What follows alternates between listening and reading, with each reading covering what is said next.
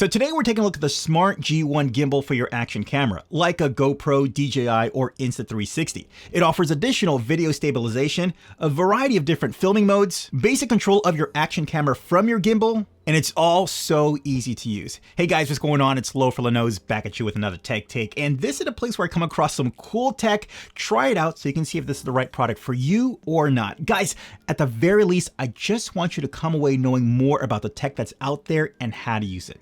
Okay, so guys, I gotta be honest with you, when I first tried this out, I was just like, all right, I got my GoPro Hero 12. It offers awesome stabilization. I thought to myself, what do I need a gimbal for? Well, I quickly changed my mind on that after I started using it. You know, I don't like holding my GoPro like this after a while. It's kind of like whatever. And while it does offer the stabilization, I'm always at the mercy of where I'm actually pointing my GoPro. So if I'm doing some kind of action, I want to follow something, my wrist is going to either drift down this way or it's going to drift up. And while the footage might be stable, it's ultimately pointing in the wrong direction. This corrects that with a slew of other features.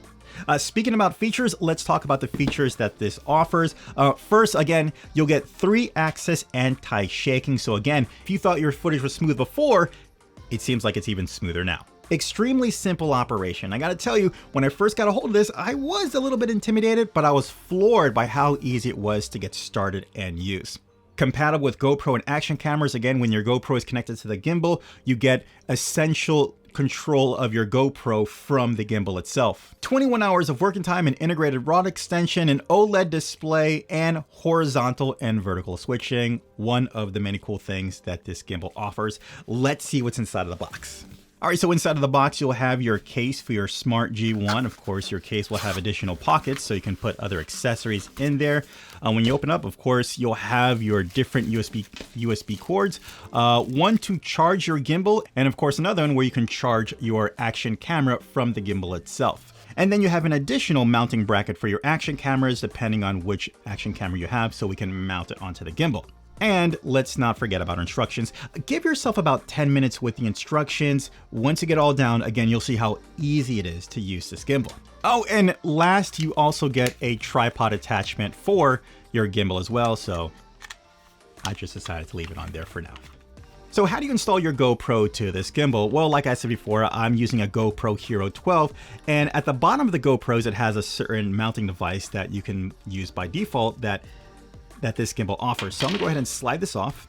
And usually with the newer GoPros, you'll see how it has this flap at the bottom. You just fold it up, and then you can slide it right here into the connection of. Once we line it up, you wanna make sure the power button is lined with your charging port. And then we go ahead and we can take our screw and go ahead and slide it in, screw, once it's lined up, and secure it.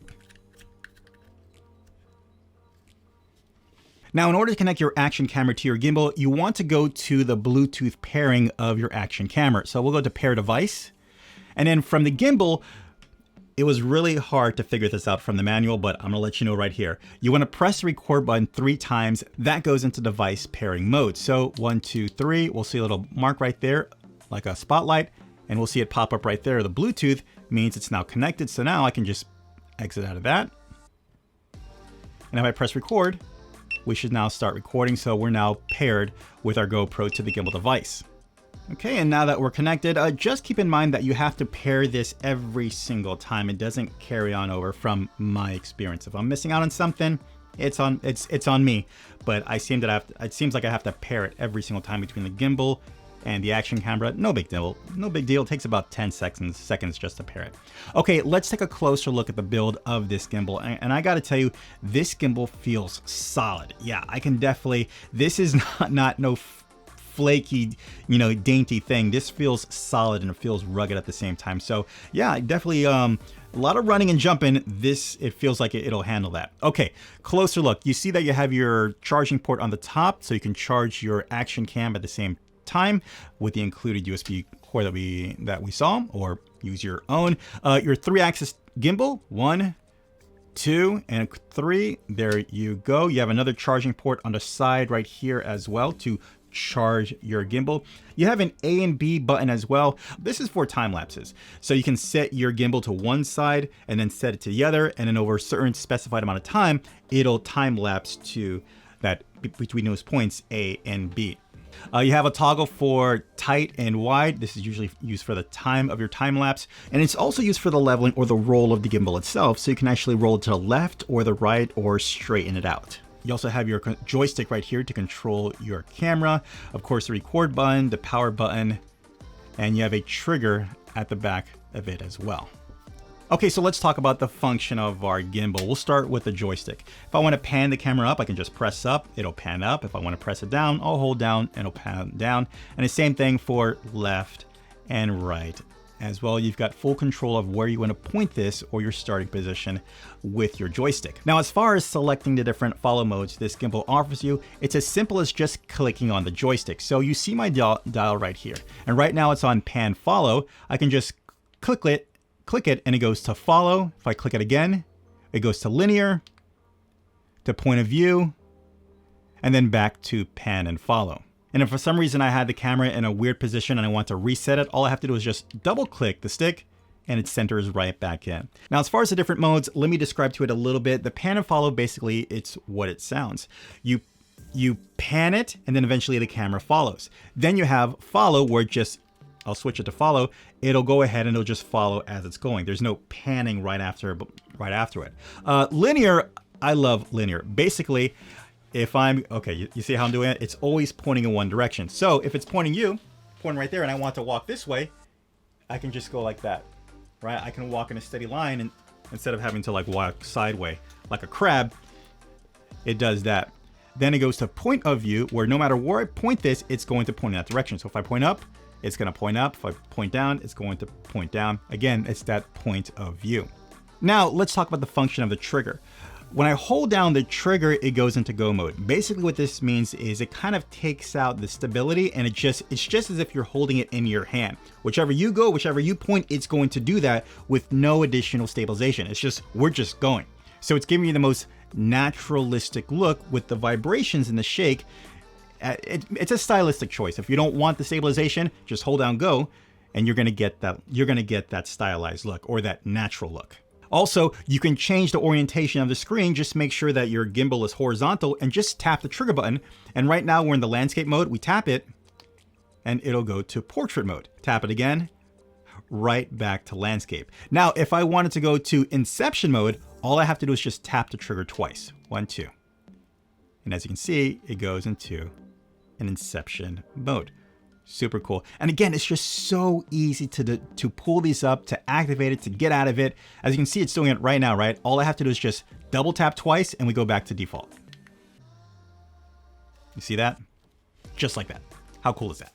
Now, when it comes to the record button, this is a button that gives you those essential functions to your GoPro. So let me go ahead and press record once. You can see now my GoPro is now recording. Press it again. It will stop. Now, if I want to cycle through the different functions of the GoPro, all I have to do is double tap the record button and it'll cycle through video, time lapse, and photo. So right now we're in video, so I'll double tap. And right now we're in time warp or time lapse. Brings us to video, then photo.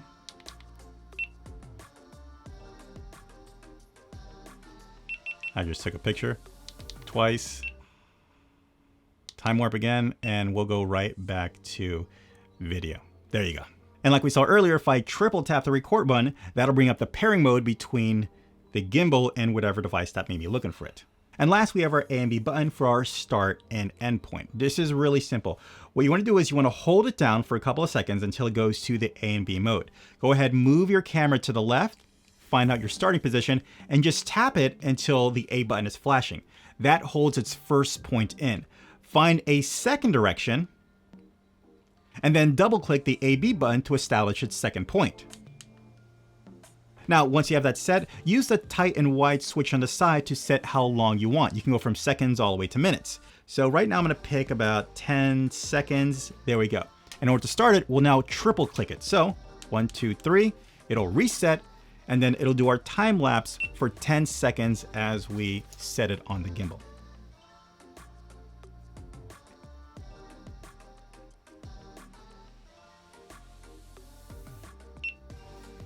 And done. If you want to get out of this menu, well then just hold it down until you're right back to the main menu. So as you can see, using this is super simple. You're just kind of limited to your imagination now, but I want to talk about the added stabilization with this gimbal. Like I said before, the GoPro gives you nice stabilization, but what you really need is a straight, steady shot.